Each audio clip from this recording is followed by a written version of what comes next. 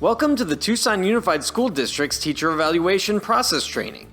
At the end of this presentation, you will understand and be able to articulate the basis for, the components of, and your responsibility within the Tucson Unified School District Teacher Evaluation process. You will also be able to identify the areas of the process that have been revised to meet the criteria set forth in the Unitary Status Plan. Let's take a moment to review what we know about the teacher evaluation process.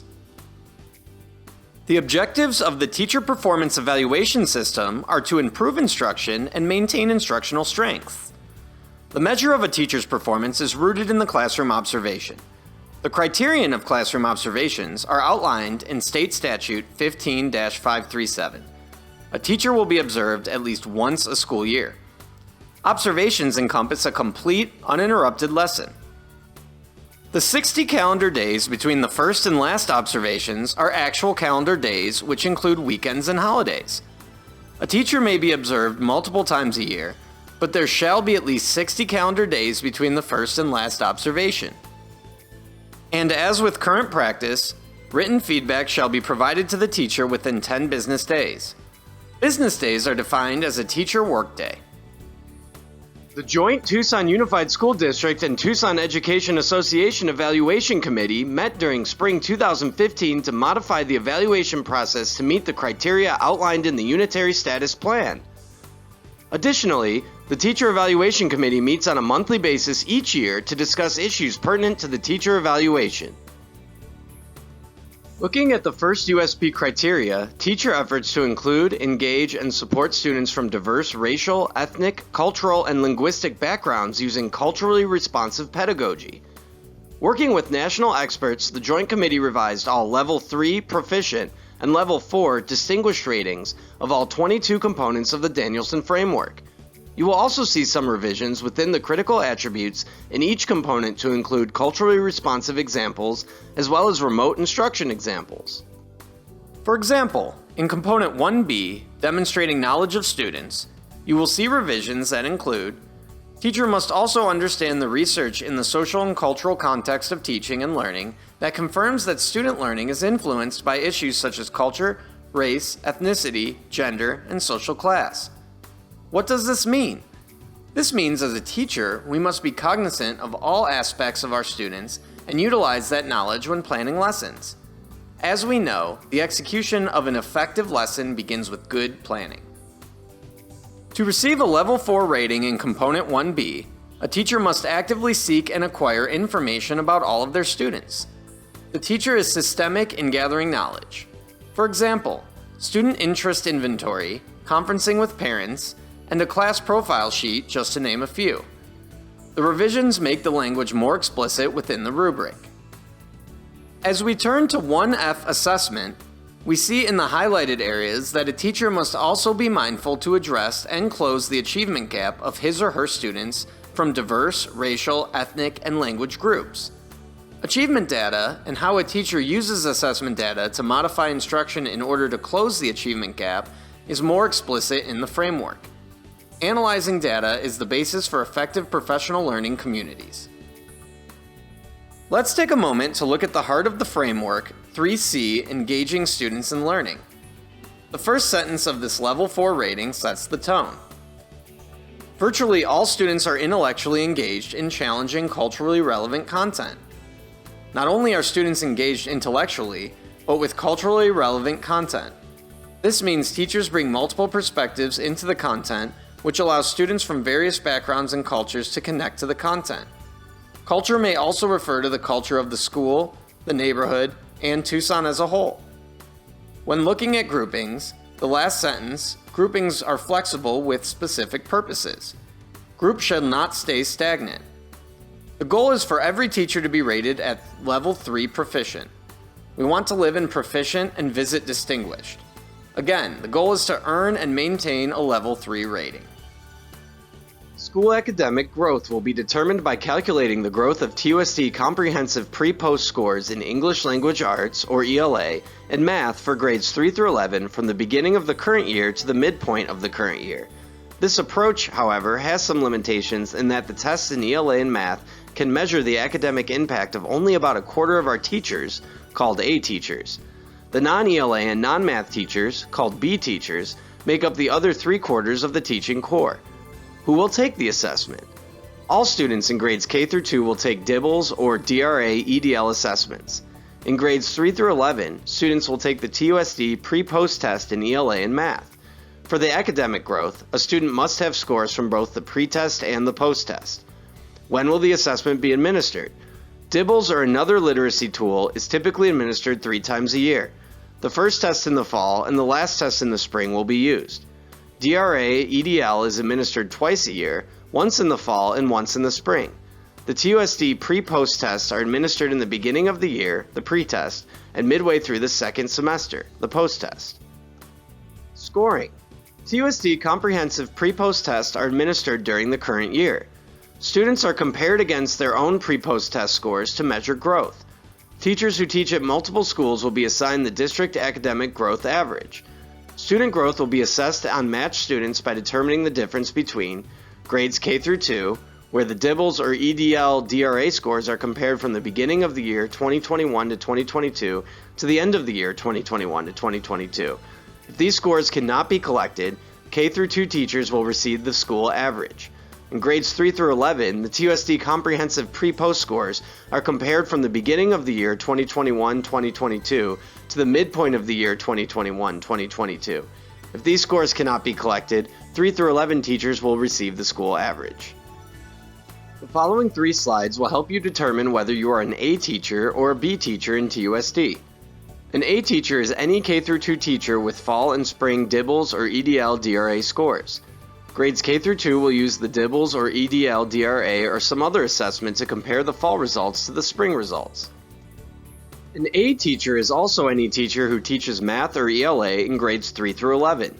Elementary teachers in grades 3 through 5 are A teachers because they teach both math and ELA.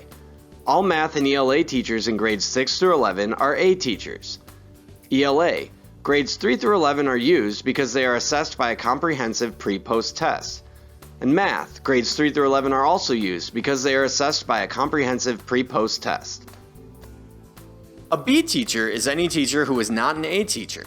For example, if you are a 6th grade science teacher, you are considered a B teacher. If you are a 12th grade AP chemistry teacher, you are considered a B teacher. The B teachers will be assigned growth points based on the school or the district average. The growth points for the teacher evaluation is divided into 5 categories. Teachers will be assigned points based on student growth. 1, which is low growth, or a total of 7 points. 1.5, which is below average growth, or a total of 10 points. 2, which is average growth, or a total of 13 points. 2.5, which is above average growth, or a total of 17 points. And 3, which is high growth, or a total of 20 points. The minimum amount of points an individual can receive is 7 points. The growth points will be added to the teacher evaluation points total.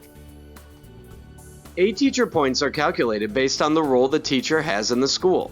A teachers with 15 students or more with pre-post scores in grades 3 through 11 will receive their own score. Grades K through 2 scores are for ELA only. Grades 3 through 5 scores are the average of the ELA and math scores per teacher. Grades 6 through 11 scores are from the subject, ELA or math, specific to that teacher. A teachers in grades K through 2 with fewer than 15 students with fall and spring DIBELS or DRA scores will receive the DIBELS DRA ELA mean. A teachers in grades 3 through 11 with fewer than 15 students with pre-post scores will receive the school subject mean in which they teach. B teacher points are calculated based on the role the teacher has in the school. For B teachers who support math, as in math interventionists, AP calculus teachers, etc., they will receive the school math mean. For B teachers who support ELA, as in literacy specialists, AP English Lit teachers, etc., they will receive the school ELA mean. For B teachers who do not support ELA or math, such as PE teachers, art teachers, science teachers, etc., they will get the school mean, which is a combination of the math and ELA mean. The student surveys will remain as a component of the teacher evaluation. The 3 student surveys are grades K through 2, grades 3 through 5, and grades 6 through 12. Using the tripod study from Harvard University as the conceptual foundation, these surveys measure 7 classroom climate constructs, including care, challenge, control, clarify, captivate, confer, and consolidate. Each survey has a different number of total questions. The K through 2 survey has 10 questions, the 3 through 5 survey has 20 questions, and the 6 through 12 survey has 25 questions.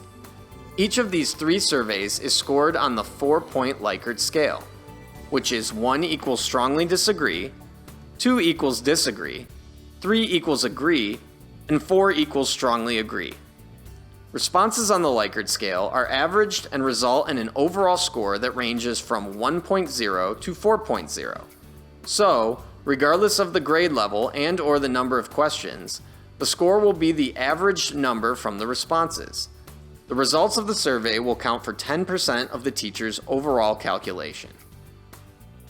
The teacher evaluation components were reviewed by the joint TUSD and TEA Teacher Evaluation Committee in spring and summer 2016 in an effort to make any adjustments to the weighting of the components or any other part of the evaluation process. In May school year 2019, SBE revised SB 1071 so that academic progress shall account for between 20% to 33% of the evaluation. After this revision, the Teacher Evaluation Committee recommended adjusting the weighting of the 4 components, which was approved by the Governing Board starting in school year 2021-2022. The Teacher Evaluation Committee recommended to adjust the weighting of the components by reducing academic growth from 33% to 20% and increasing the weight of the Danielson portion from 56% to 67%, and the teacher self-reflection portion from 1% to 3%. The student survey weight remained the same at 10%. The 4 performance classifications outlined by the Arizona School Board of Education are highly effective, effective, developing, and ineffective. A performance classification is determined by factoring in teaching performance as measured by the TUSD Modified 2013 Danielson Framework for Teaching, which is reflected in the orange section of the diagram. Student academic growth data is reflected by the blue section, student survey data by the red section, and teacher self-reflection by the yellow section. The calculation of the 4 components will determine a teacher's final classification. Here is an example of how the final classification will be determined. Your score from the TUSD Modified 2013 Danielson Framework will be multiplied by 0.761 to reach the desired point weight. Student academic growth data will be multiplied by 6.67 to reach the desired point weight. Student survey will be multiplied by 2.5 to reach the desired point weight, and teacher self-review will be multiplied by 1 to reach the desired point weight. As a teacher, you will be able to determine where you stand as you progress through the evaluation process. Let's walk through an example that shows the maximum allowable points. A teacher is rated all 4s on the TUSD 2013 Modified Danielson Framework for a beginning total of 88. This total is multiplied by 0.761, which arrives at the actual score of 67. You will follow the same process for each component in the table above. As mentioned previously, the teacher evaluation was reviewed by the joint TUSD and TEA Evaluation Committee in ongoing discussions to make any adjustments to the weighting of the components or any other part of the evaluation process.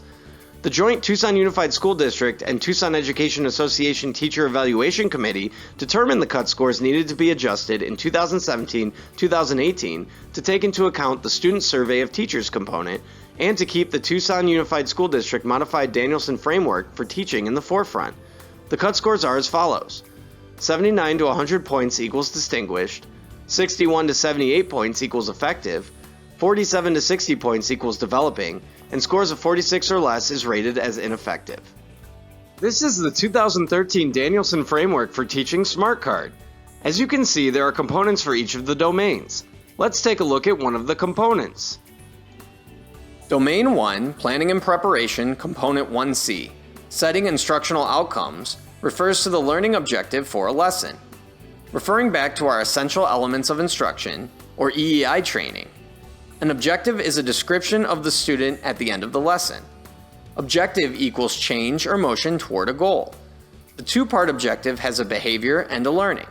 The 4-part objective has the behavior and learning and also includes condition and performance level. Referring to Curriculum 3.0 for English Language Arts and Math, you will notice we have provided the beginning of lesson objective, the learning portion. You, the teacher, will still need to add the behavior portion to the objective. A major focus of the Joint Committee was to have a process that focused on the growth and support of teachers through a coaching collaborative model. The next section of the training will focus on that process. Through the process, you will be able to see the many opportunities for meaningful and purposeful dialogue to occur between teacher and evaluator. You are currently attending the evaluation orientation training, which is explaining the evaluation process and the tool for which you will be evaluated. We will highlight the important dates and deadlines within the evaluation process.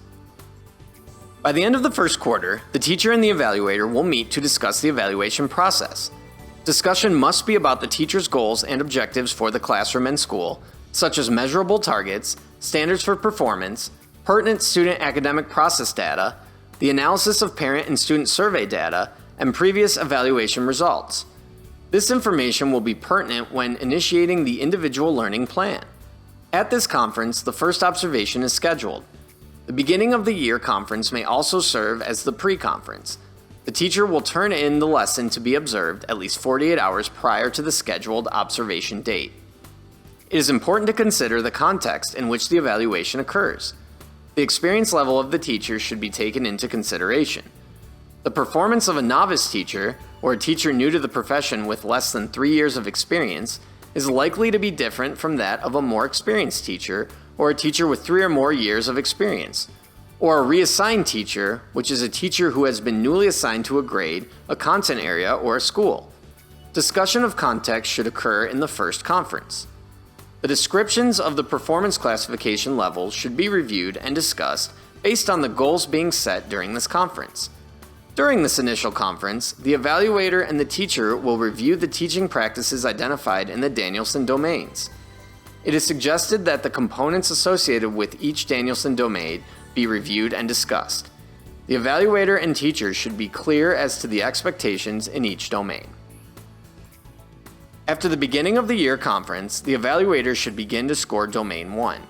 Domain 1 is continuously scored throughout the evaluation process. The teacher must complete their self-review by December 1st.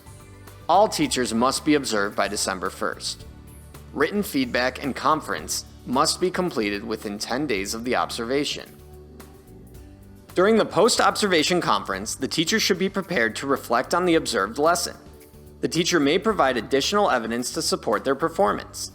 The evaluator should be prepared to discuss the observed lesson and any other data collected via walkthrough conversations and any data that may impact the level of rating assigned to each component. When determining the ratings for the components of Domain 2 and 3, all data gathered to this point will be analyzed to determine the rating. The rating considers the consistency and maintenance of high-quality instruction throughout the school year, not just the formal observation. The evaluator should begin to score Domain 4 after the post-conference. Domain 4 is continuously scored throughout the evaluation process. Preliminary scoring of Domains 1 and 4 allows the teacher to decide whether to request a second or subsequent observation. Step 5 of the process determines whether a second observation is needed. If a teacher scores 30 points or more in Domains 2 and 3, a second observation is not required unless requested by the teacher. Step 5A states, if a teacher scores 29 points or less on Domains 2 and 3, a second observation is required. In the case of a second or subsequent observation, the cycle begins again with a pre-conference, an observation, and a post-conference. Again, preliminary scoring of Domains 1 and 4 allows the teacher to decide whether to request a second or subsequent observation. All second or subsequent observations must be completed by May 1st. The summative evaluation must be completed and reviewed with the teacher and signed by May 15th. As you can see, there are many steps involved within the evaluation process. Both the evaluator and the teacher contribute to the process. For the school year 2021 to 2022, we will continue to use our online evaluation management platform called My Learning Plan. Tucson Unified School District is continuing on this incredible journey to enhance and improve teaching performance and address the needs of our students. Tucson Unified School District and the Tucson Education Association, teachers and administrators, teachers and teachers, teachers and students, together we can deliver excellence in education every day. Congratulations! You have finished the video portion of this course. Please head to topic number 2 and pass the quiz with an 80% or higher to receive full credit for this course.